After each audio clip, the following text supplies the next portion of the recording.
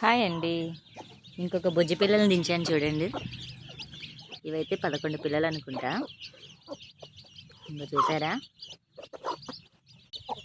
ఇదిగోండి ఇంకొక పిల్లలు. ఇంకో అవైతే బయటకు వదిలేశాను. ఇక్కడ వలలు అంటే పాములు వస్తాయని చెప్పేసి వలలు పెడతా ఉంటాం అన్నమాట. అయితే ఆ వలల్లో ఇరుక్కుపోతాయని చెప్పేసి భయం. కొంచెం జాగ్రత్తగా చూసుకోవాలి. ఇరుక్కుపోయినాయి అంటే మాత్రం చచ్చిపోతాయి. ఇదిగోండి బాతు పిల్లలు. వీటిని కూడా నిన్నవైతే బయటకు వదిలేశాను. కాకపోతే ఇప్పుడు పనమ్మాయి లేదనమాట. వీటిని కాకులు ఎత్తుకుపోతూ ఉన్నాయి. అందుకని చాలా జాగ్రత్తగా అయితే చూసుకోవాలి. నిన్న వదిలేశాను కాబట్టి ఇప్పుడు మమ్మల్ని కూడా వదిలేసాయి అన్నట్టు చూస్తూ ఉన్నాయి అవి. నిన్నే వదిలేను ఇన్ని రోజులకు గాను.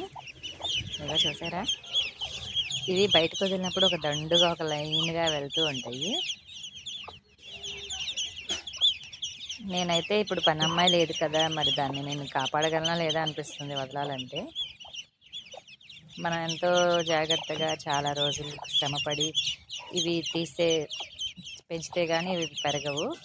మరి కాకులకి ఎలా చెప్తాం, అందుకనే నేను వదులుదామా వద్దా అని ఆలోచించుకుంటూ ఇదిగోండి చూడండి వదులుతాను ఒకసారి. ఇదిగోండి అవి మనం తీసినా కూడా కొంచెం నిదానంగా వెళ్తాయి. ఒకటి నడక బయట పెట్టిందంటే ఇంకా మొత్తం వెళ్ళిపోతాయి అన్నమాట. ముందు వెళ్ళడమే మురుగుడు ఎక్కడ ఉందా, నీళ్ళు ఎక్కడ ఉన్నాయని చూసుకుంటాయి అవి.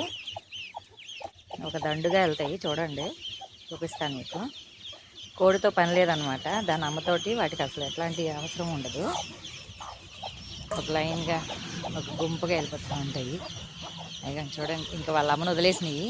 అక్కడ వాటర్ ఉంటాయి. వాటర్ ఉండే దగ్గరికి చూడండి, నిన్న వెళ్ళినాయి కాబట్టి ఎంత వేగంగా వెళ్తున్నాయో. అక్కడ చూడండి, అక్కడ వాటర్ ఉంటాయి అన్నమాట. అరటి చెట్లు అంటే వేస్ట్ వాటర్ అంతా అక్కడికి వస్తాయి. అక్కడికైతే వెళ్ళిపోయినాయి.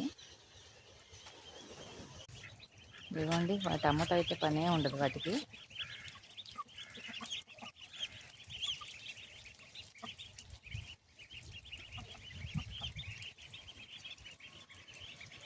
చూసారా,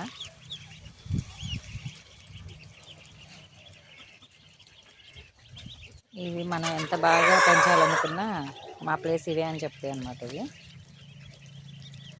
ఇంతకుముందు వీడియోలో మీకు చూపించాను కదా, అదిగోండి ఇటు వస్తున్న పిల్ల ఉంది కదా, పెద్ద పిల్ల, అదే ఖజానాబాద్ పిల్ల. అవి 2 చనిపోయినాయి. ఒకటే అయితే 3 గుడ్లలోనే వచ్చాయి, 2 చనిపోయినాయి. ఒకటే ఉంది. మరలా గుడ్లు తీసుకొచ్చి అయితే వేస్తాను.